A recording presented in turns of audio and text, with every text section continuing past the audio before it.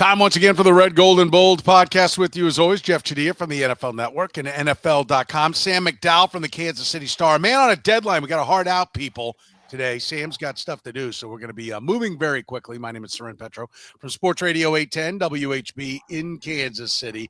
Chiefs and Ravens, a battle of 1 and 2 teams in this one. Which one of these teams needs it more? We'll talk about that. How much does Lamar Jackson bridge the gap to Patrick Mahomes? Is he all caught up? Is it time for the Chiefs to go to Jaylon Moore at right tackle? I know a lot of fans think that is probably the case as to where we are right now. How about, the Xavier Worthy factor? How much does getting Xavier Worthy back help this offense? Can the Chiefs exploit a Ravens defense that gave up 224 yards rushing to the Detroit Lions? We'll give you our keys to the game, and we'll make our predictions for the game. It's all coming up right now on the Red, Gold, and Bold.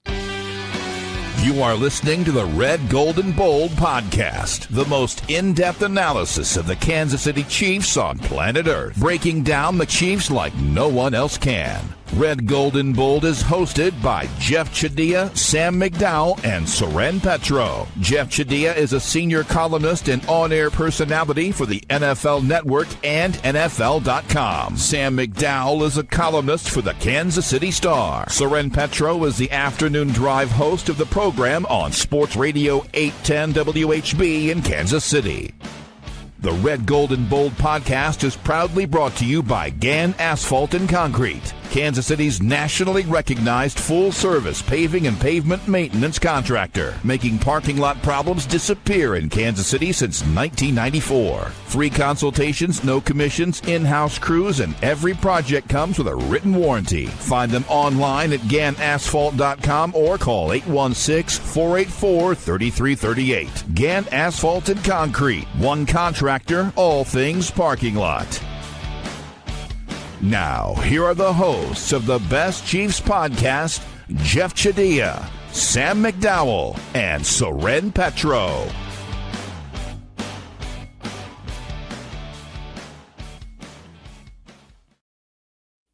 Thank you very much, Curtis. I do appreciate it. You know, I will say this, that last night, as right after I clicked update now, I was like, should I have gone with the Apple update before we did the show? And I'm going to tell you the answer to that question was no. I didn't answer it correctly, but the answer was definitely no if I was going to get that right. Just something to chew on if you're out there considering whether or not to update your computer right before you do one of your more, at least for me, highly technical tasks. Let's get to the game, though, fellas. Who needs it more, Jeff? Both these teams are 1 and 2. Who has to have this game?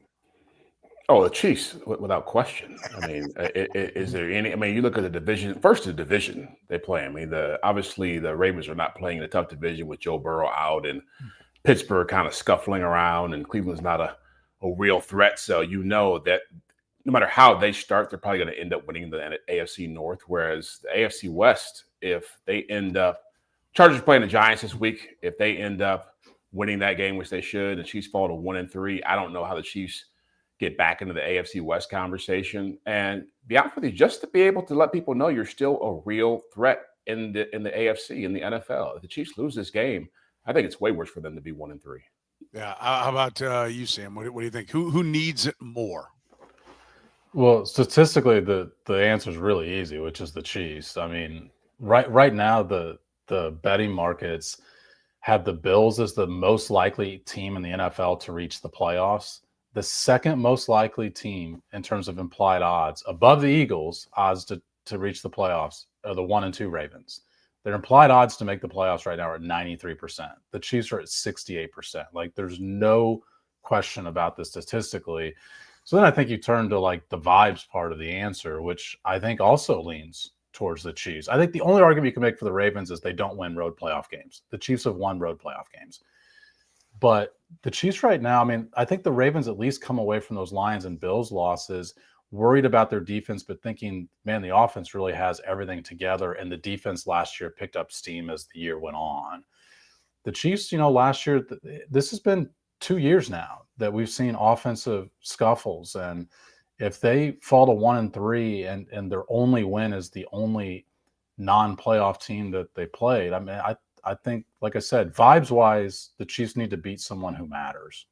Yeah, I think it's Not even close. I mean, because the AFC North looks beatable, right? It looks much more pedestrian with the Joe Burrow being down right now. Aaron Rodgers and the Steelers aren't, they look like they're what I like to call commercial fodder, commercial filler for the playoffs. Yeah, they could get there, but they're just going to be that team that loses in the first round for against the teams that really have a shot at winning a championship. The Chiefs are chasing the Chargers, and they have the more difficult schedule. I mean, just because of that division, it is amazing every time I look at that schedule how much,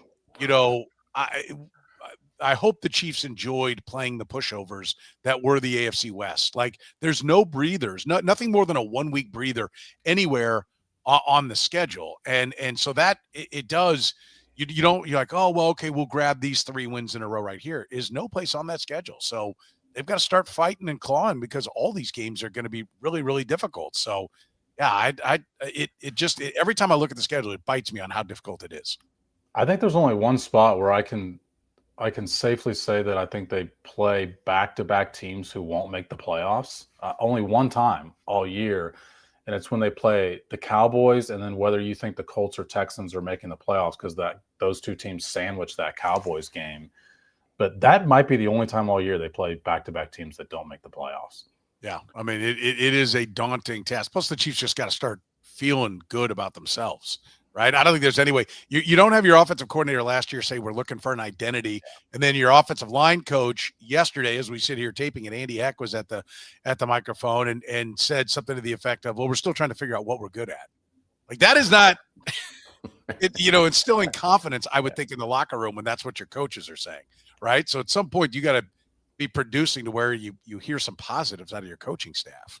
Yeah, and you don't want that going against a team like the Ravens or with the Lions coming up in week 6. And I think Sam said this before, and I think it's true. It's like the idea that Rashee Rice and Xavier Worthy coming back makes all this better is just not realistic. I mean, they've got to figure out some really fundamental things about who they are, what they want to be. And I say it every year. Every year you're doing this, but it's just more pronounced this season for them. Yeah, it is. All right, how about Lamar Jackson? This is a big game for Lamar Jackson personally, right? Patrick Mahomes is 5-1 against Lamar Jackson in their career. Lamar Jackson since the start of last year has thrown 50 touchdowns and 4 interceptions. There's nothing statistically. He's the highest rated passer in the history of the NFL. He's won 2 MVPs, finished second on another one, maybe even another one after that. If I look back on it, I mean, how much does Lamar Jackson need this game? And is he the equal to Patrick Mahomes right now, even if Kansas City Chiefs fans don't want to hear it, Jeff? Well, I think he's closing in on that. I talked to a friend of mine who's a Ravens fan who said he's the best quarterback he's ever seen in his life. And I said, whoa, pump the brakes on that. I mean, you've not been watching football for the last 40 years, but he certainly has reached a level where you have to have him in that conversation. He is an elite quarterback. One, and I didn't realize how good his stats were. I had not looked at them until this week, and I was like blown away that he was leading the NFL in passer rating, and he's better than Mahomes statistically in every stat category right now. And so he's done the things he has to do. He's still electric with his legs. I still think Josh Allen is number 2 behind Mahomes, but yeah, if this was the gap before, it's about this much now. Because Lamar Jackson can do everything you want to do as a quarterback except win those big games. So winning this game to me is like getting that Pittsburgh Steelers curse off his back that he was carrying for years. Can't beat the Steelers. He's got to beat these guys to show that that's one more box he's checked in his career. Yeah. Where do you sit as far as how much the gap is between Patrick Mahomes and Lamar Jackson, Sam? Well, statistically, I mean, Lamar Jackson has surpassed Mahomes a while ago in regular season games. I mean, this game is not going to affect that argument. I mean, Lamar Jackson has to produce postseason results if he actually wants to close the gap on Patrick Mahomes. But I'll go back to something I mentioned Tuesday, that quarterbacking just is a lot easier in Baltimore right now. And I don't think that, there's a lot of rankings of quarterbacks, and we do it every offseason, right? And I think we're careful not just to look at the numbers, but also the context of the situation that these quarterbacks are put in. And it's just factual that the quarterback for the Baltimore Ravens is in a better situation than the quarterback for the Chiefs is right now. I mean, I've mentioned, and we'll have to talk about the Chiefs running game again, but just the fact that teams don't play the Chiefs to stop the run. They play the Ravens to stop the run. The Ravens have faced the fifth fewest light boxes in the league. Like teams put guys in the box to stop the run, and all that makes the passing game a lot easier. Writing something about the running game this week for the Star, I went back and looked at the past couple of weeks of pressers that the Chiefs had, and Matt Nagy had called the running game a quarterback's best friend. And like Lamar Jackson's going to be showing up with like his BFF to this game on Sunday. And Mahomes is like going to be the quarterback who like his friend is like, remember that meme where the guy like does the peace sign and disappears? Yeah. Like that's going to be Mahomes showing up. Like there's no wonder it looks like he's played all by himself for a couple of these games. By the way, I want to point out our friend Renee Brunetti. So Jeff admits Mahomes is number one. The proprietor of Italian Delight, one of our sponsors, is a couple minutes east of the Speedway on State Avenue. By the way, lunch special starting at under $10 if you want to go by. But Todd, in his face, he said that before. I like Stuff it, Renee. That's right. Stuff it. All right. False narratives. Stuff one of your tasty Strombolis right in your fat mouth and stick it. That's right. Keep the money coming. Yeah. Eat the cannoli. Give me the money. No. Renee's a huge fan of yours, Jeff, but he does like to poke fun. Listen, I it is about the postseason. Like there's nothing. Lamar Jackson, and it's funny when I talk to Glenn Clark does radio in Baltimore, and he's the guy I go to and talk all things Baltimore with, and and I'll go on his show, and I was on a show earlier this week, and he's like, this game doesn't even matter. Right. One, it doesn't matter because he detailed what we talked about earlier. He's like, the Ravens are going to be fine in the AFC North no matter what. He said it'll take a little time. They'd like to win right now, get on top, lean on everybody, all that. But he said they'll win this division. They feel confident, win or lose. They are the class of this division. But it doesn't matter in the sense that, they know that the only thing that measures the Ravens, and it's the only thing that measures Lamar Jackson, is postseason success. So, he can't get there. Peyton Manning was the guy till Tom Brady won more. And when Tom Brady won more, Peyton Manning never had a chance to get the title back, right? Like if you win in the postseason, you're the guy. That's how it works. And in particular, when you win with less around you. And that's the point. Sam just laid it out nicely. Lamar should win this game, right? He's favored. He's got the running game. You can say that they don't have the defense, but yeah, I don't think Lamar Jackson, I think he's as close as you can get without beating Patrick Mahomes in the postseason. And then if he beats him in the postseason this year, that'll be a real question. Has Lamar Jackson surpassed Patrick Mahomes? But I don't think you can even come close to saying that has occurred now until he does that, until he wins in the postseason. That's what is going to have to take place for this to be, officially a new world where Mahomes in it. Although everybody will talk about it, and they do talk about it constantly about, Mahomes, but they, that is one thing. They walked right up to it like, the gap is narrowing.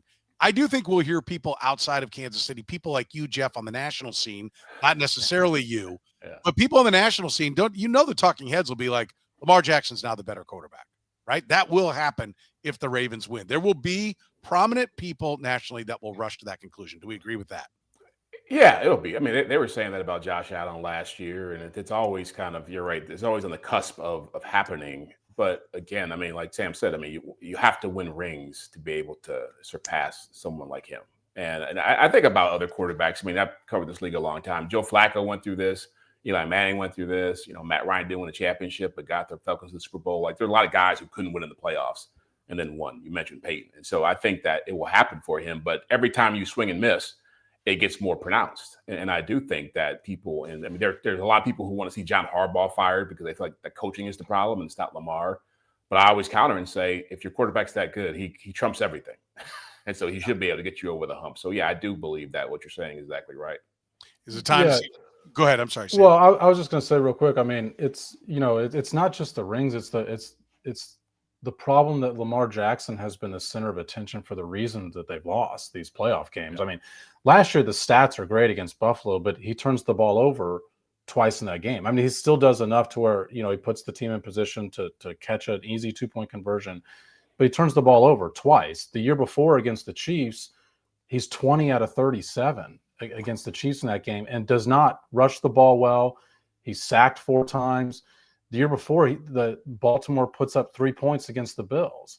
They put up 12 points against the Titans. They put up 17 at home against the Chargers when he goes 14 out of 29. Like he's not been the reason that they're winning these games. I mean, and sometimes he's been the reasons that they've lost.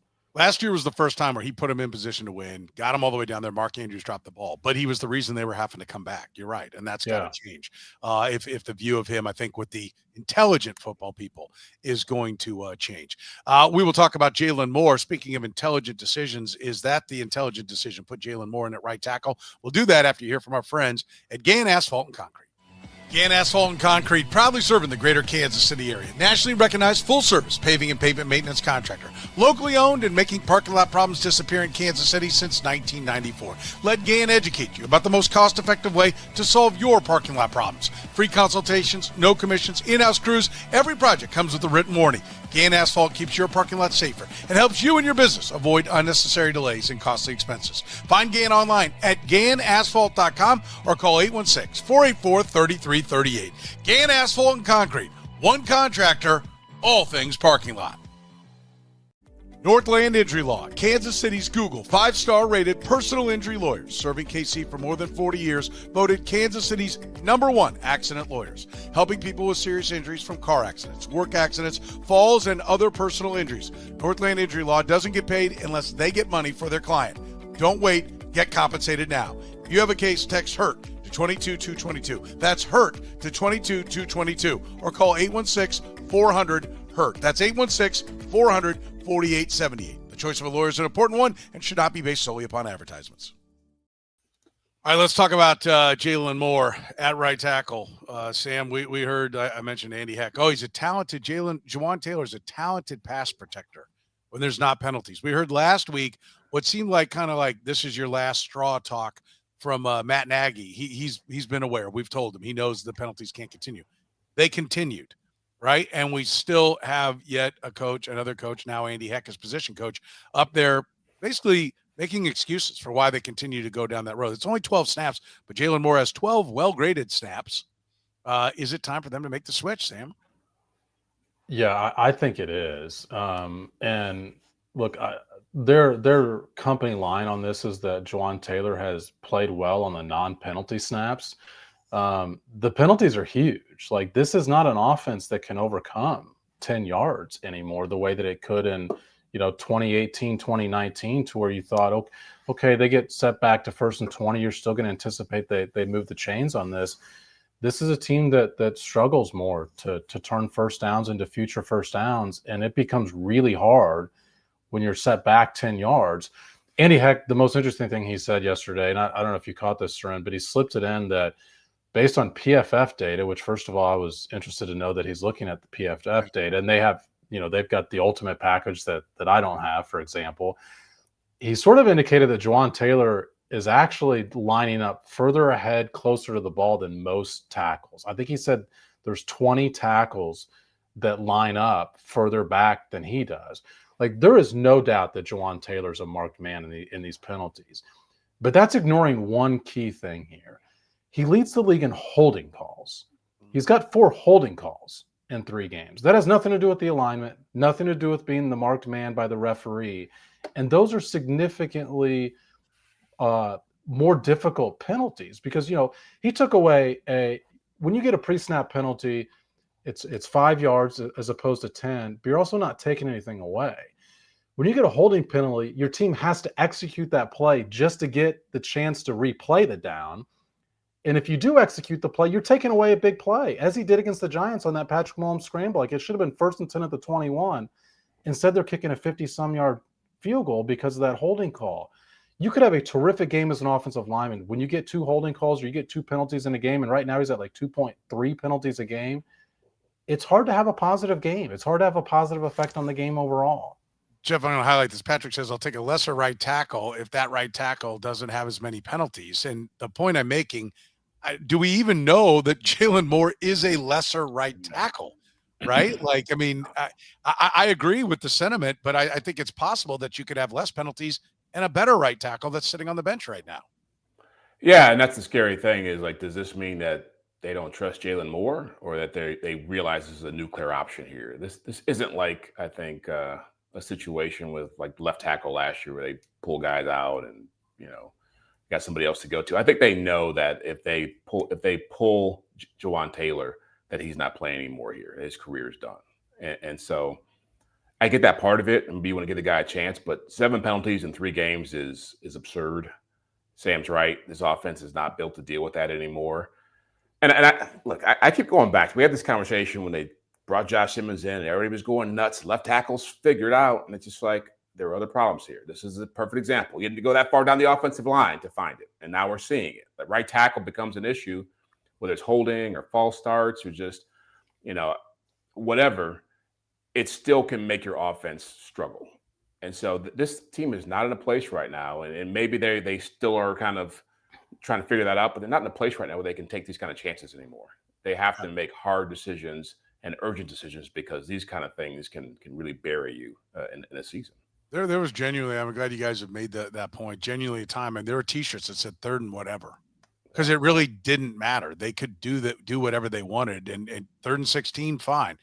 Pat's going to drop back, and Tyreek Hill's going to scare the hell out of him, and Travis Kelce's going to catch the ball at 12 yards and run 10 more, and it's first down. Or, Tyreek Hill's going to put a wicked move on him. He's going to hit Tyreek Hill at 20 yards, first down. That doesn't work like that anymore in this current offense. And I had this theory. I had it I think it's so known that this is the last year of Jawan Taylor and that he could lose the job in season that I had it in my head he was completing his contract. And that part of the theory I had was, well, maybe they're just trying to play him because they want to make sure that they maximize his value and they get a draft pick for him when he leaves. But he's got another year on his deal. They're not going to get anything for it. That's not even a reason to say, let's keep running him out there because we can get something out of it on the end. I think they've done that with some lesser guards. I want to say like Jeff Allen, maybe back in the day. There were a couple of guys that were kind of, you're like, why are you still playing this guy? But it's like, oh yeah, his contract's up. Maybe they're doing it to help their draft pick compensation and free agency. That's not even on the table here. You can't even go. And by the way, that's a super thin argument to begin with. I'm going to start with that, but and I think the other piece of that is, if all things are created equal, shouldn't you want the guy to play who's going to be part of the equation next year? Because then he gets some rhythm with the quarterback, and then you're better set up for next year. If all things are equal, I think it's problematic if they don't think the guy that they paid $15 million per year is better than what we're seeing out there. Because Jawan Taylor has been fine in pass pro. He's not been elite. And that the only reason people didn't notice the 3rd down where he just gets blown up and also cost the Chiefs a field goal is just because the Travis Kelce, Andy Reid incident happens right after it. And people lose sight of the fact that Jawan Taylor got blown up on that play, and it cost them an opening to potentially Noah Gray in the corner of the end zone. Real quick, if now is not the time, if your offensive coordinator says he knows that he's got to do it, Andy Reid said something similar after the first game. If now is not the time, what is it going to take? Like, what will have to happen? That's the thing that's scary to me. Does Mahomes have to lay on the ground and be carted off? Is that what it's going to take? Like, what is the last straw for these guys when it comes to making that move? Well, I would think it would be what happened with Kingsley Suamataia last year, where he was just so embarrassed and so crestfallen and devastated that you had to pull him out, and it's costing you a game you have to win against the Bengals. I mean, that was a big game, early season game last year. But this team also has a history of doing this. Let's not act like this is the first time they've gone down this road. They did it with Kadarius Toney. They did it with Daniel Sorensen. They've done it with a number of players who we all thought, why are they still holding on to this? And I think the key thing here is, well, he's still good in pass protection. That's they're clinging to that. And if that changes, then he's gone. Yeah. I do think, Sam, to your point, he is a marked man. I think he is the poster child for this. I think he's probably being penalized at a harsher rate than other people. But that's not for you. Like, either get on the league's ass, start calling him out publicly, take the fine, and make that the thing, or make the change. If you're not going to do that, I mean, heck, brought it up and at least made it public that they think, hey, other guys are doing this worse. But and the way you're being called, even if that's unfair relative to the rest of the league, where you're being called, because 3 of those penalties are formation penalties, 2 false starts and 1 illegal formation in addition to the 4 holdings. So but it. So if you're a marked man, then you have to be more careful. The criminal with the rap sheet's got to be more careful than the guy with the clean sheet, right? I mean, that's what this is. And so he's got to be more careful than the rest of the league. Unfair or not.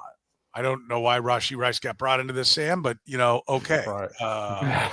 Go wherever you want to. No, I see exactly what you're talking about here. And I think you're right.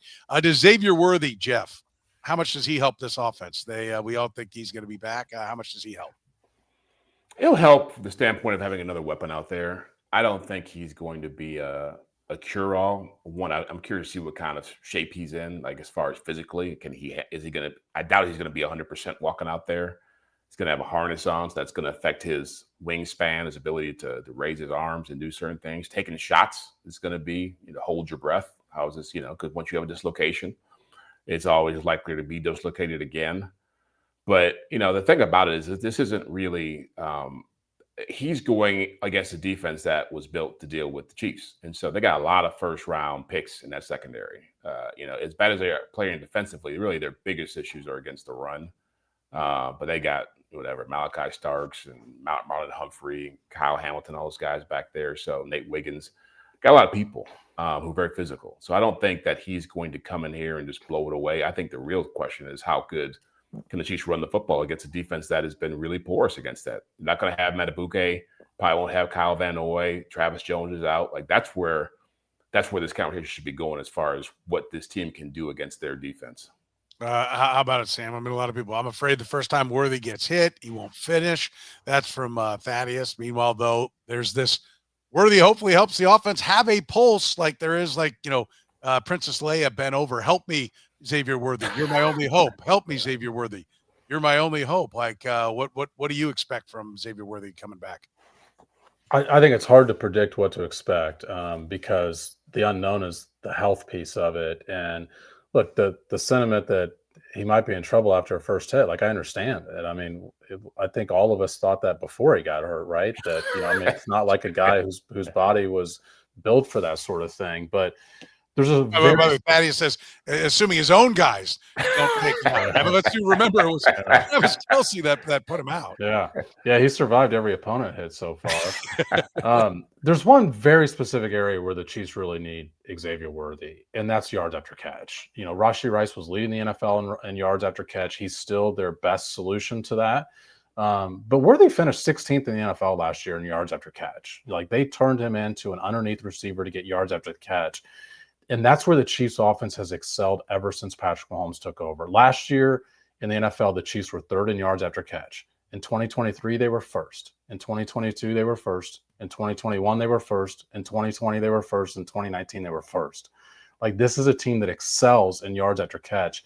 This year, they're 21st in the NFL in yards after catch. Like they have not had guys who can make plays after they have the ball in their hands. And that's what Xavier Worthy turned into last year, about week 11, week 12-ish. And that's what they need out of him. But that requires being able to play in traffic and being able to absorb a hit. Yeah.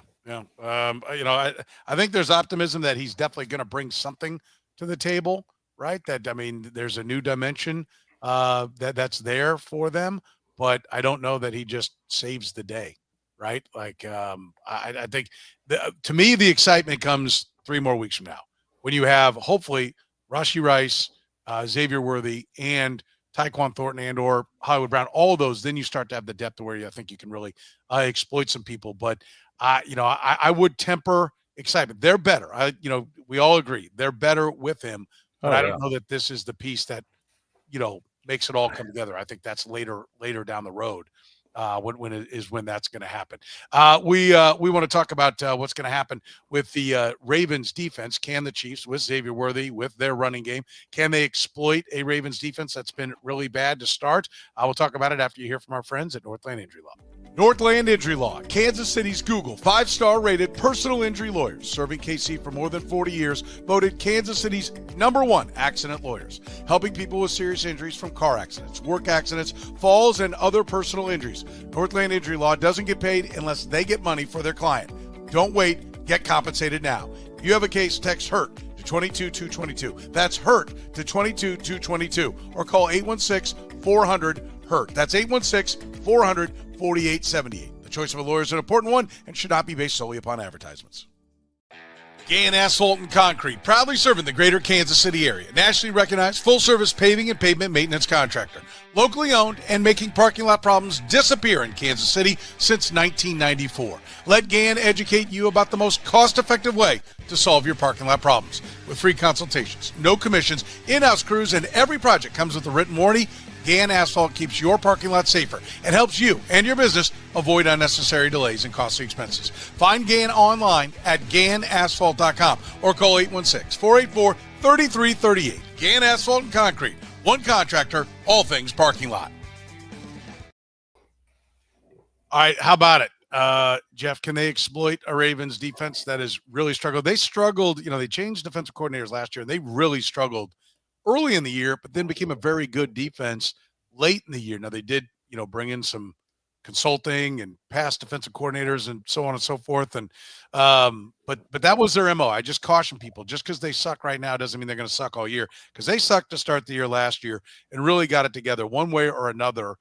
That could happen again this year. Does it happen here against the Chiefs, or are the Chiefs going to look better on offense? Yeah, well, one day people have to realize they have a lot, not just secondary, a lot of first and second round picks in that defense. So the talent's there. They've invested a lot. It just hasn't come together. And I do think Zach Orr is under some pressure to get this thing turned around fast.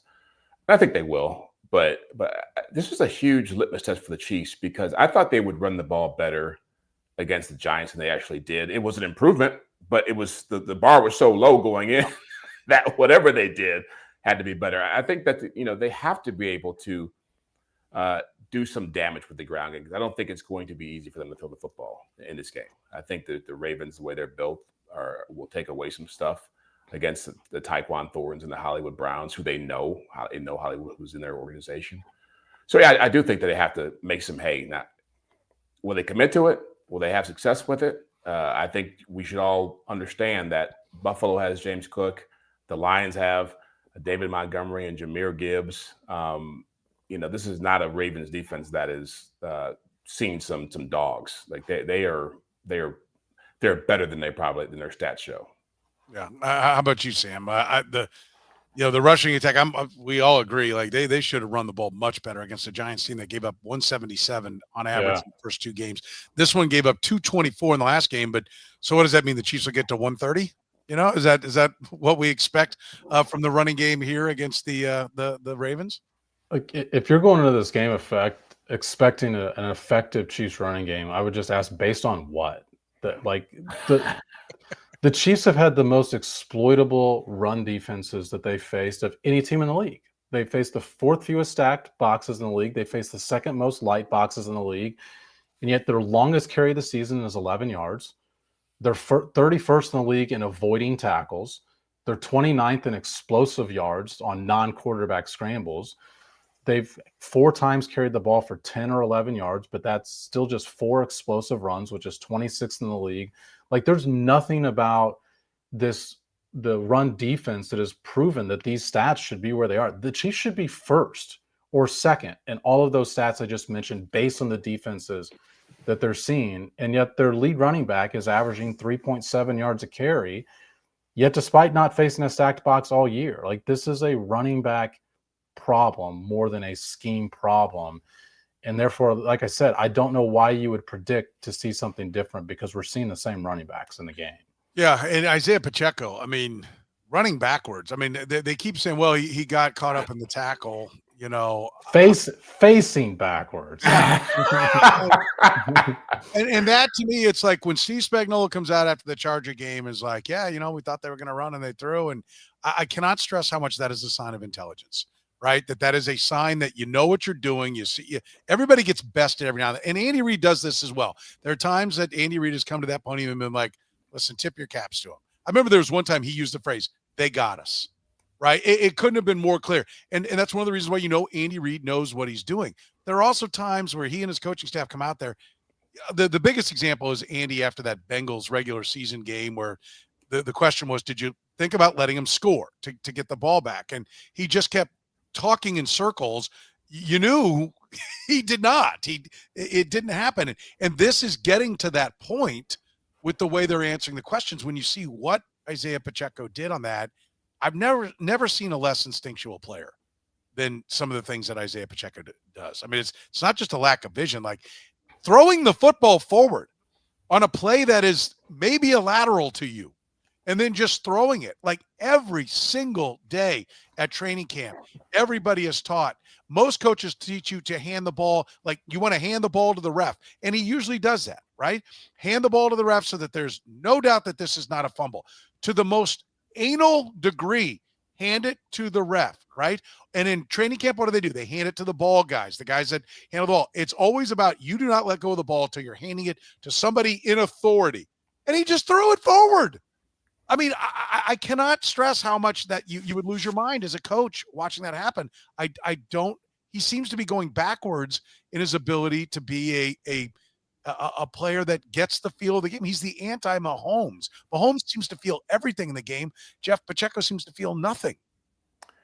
Yeah, and again, I think he's in that category of Kadarius Toney and Daniel Sorensen, where he's been around long enough and made enough plays to where they feel like, well, there's positives here, and we like him, and he knows the system. And the Clyde Edwards-Helaire, he's another person in that category. And the problem is, like, they seem to have a hard time accepting when this guy just is not productive enough anymore. Now, I don't know if they feel like they don't have a great option as far as Kareem, because I don't know if you want him to be a guy getting a ton of carries. I think you're really risking a lot there. But that's why your plan B should have been better than Kareem Hunt or Elijah Mitchell or Brashard Smith. Like, they've created this situation, and now they're paying a huge price for it. Yeah. At what point is Elijah Mitchell just need a chance? Because look, I had Elijah Mitchell getting cut off of the 53. He was not impressive in camp. He was not impressive in preseason. But Pacheco's hurting you in a different way now. And there's also some frustration. And I mentioned this on your radio show on Tuesday, Soren, but that wasn't the only time Pacheco spiked the ball out of frustration. It was the only time it was on camera. I mean, I was at the game. There was another time where he's very similarly, after that play, on a running play, spiked the ball forward. And for all the frustration Isiah Pacheco's feeling, the offensive line should feel it tenfold for what he's producing for them. Yeah, it is. It's baffling. I mean, I understand, and we've heard that the coaches love their players up and they support them and all that, and that's great. That's a super thing. And I think it is one of their strengths that they keep working, and they probably get more out of guys that other people wouldn't. But it's their fault too, and they are late to move on from lost causes. And they moved on at just the right time 2 years ago from Kadarius Toney. And I'm not saying Isiah Pacheco is Kadarius Toney. I'm just citing one of the examples of where they stayed with a guy too long, then finally moved on, and it all blossomed. And that's the question: will that happen here? What are the keys to this game, Jeff? What is it? What are the keys to getting a Chiefs victory? Oh, I think that starts with the Chiefs defense. They've played better. They're going to have to play lights out in this game because the Ravens offense is legit. And as much as we've talked about their defense, they're averaging 35, 36 points a game, something like that. They've scored over 30 points every game. They scored 40 points in 25 minutes against the Bills. They put 41 on the Browns, and the Browns defense just held the Packers to 10 points. And so, I mean, these guys are going to put up a lot of points. Like, it would not surprise me if they were around 27, 30 points in this game.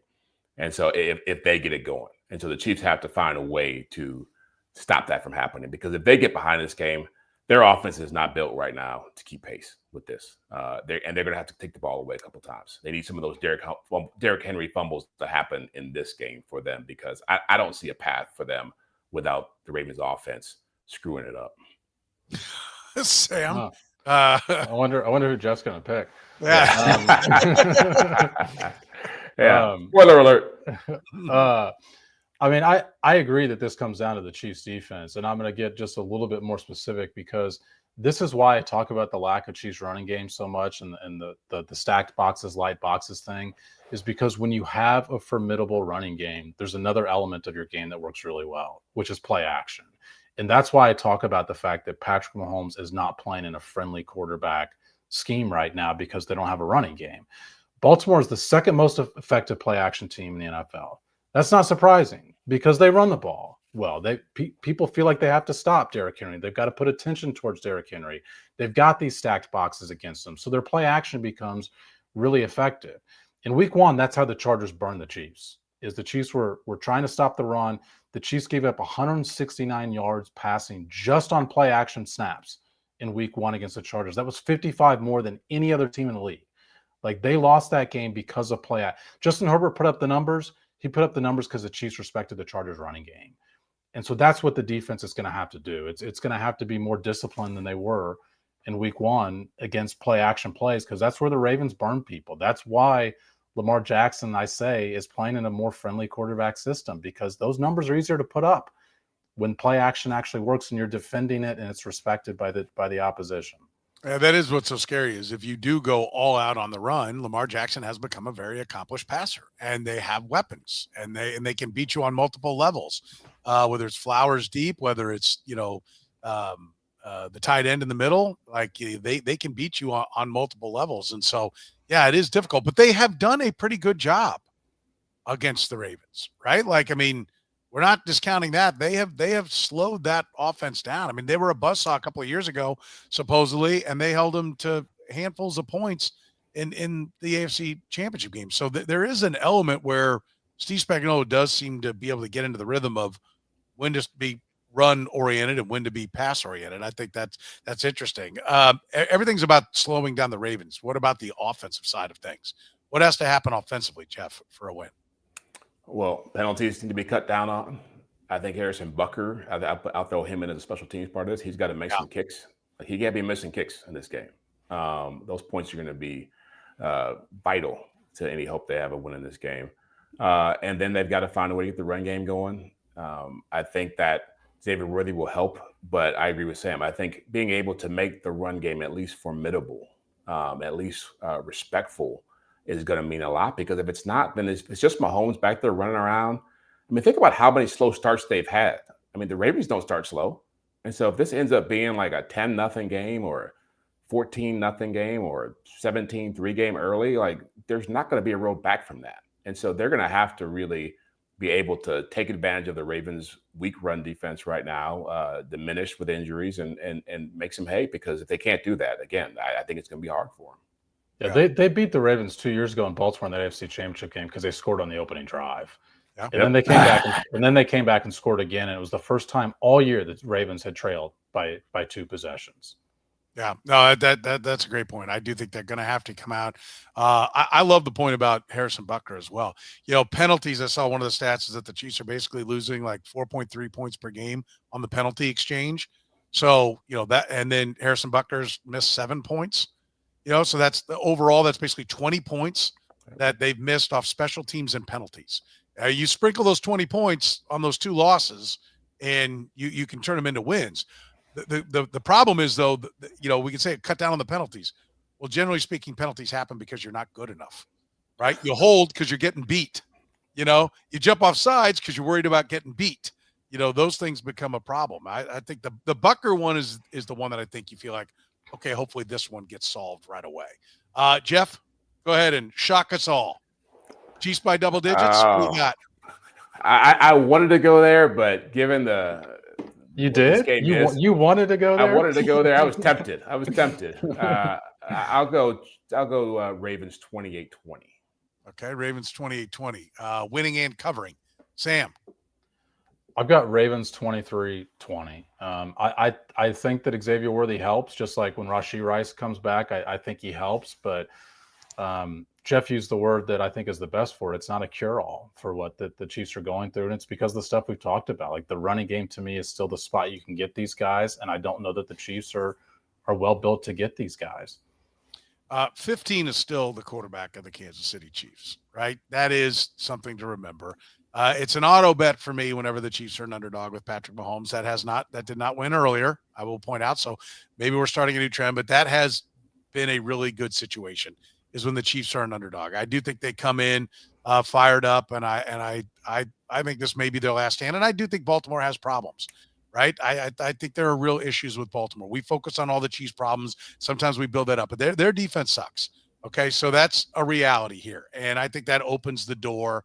I'll give the champions the nod. This may be the last time I give them the nod and look for them to circle the wagons. I'll go 23-20, same score Sam has, but I'll have Harrison Butker kicking a 41-yarder, something a little bit, shorter to get the win. for the Chiefs, 23-20. Listen, you can support the Red, Gold, and Bold by supporting our great sponsors. Our friends at Gann Asphalt and Concrete are great.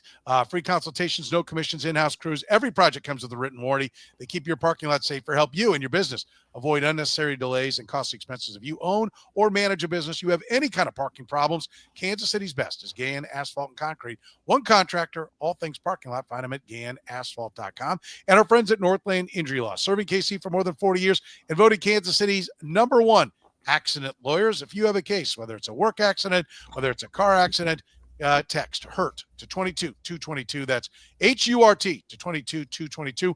Or just give them a call at Northland Injury Law. Great Kansas City people. Call 816-400-HURT. That's 816-400-HURT. For Jeff Chadiha from the NFL Network, for Sam McDowell from the Kansas City Star, I'm Soren Petro saying thank you very much for joining us here on the Red, Gold, and Bold podcast.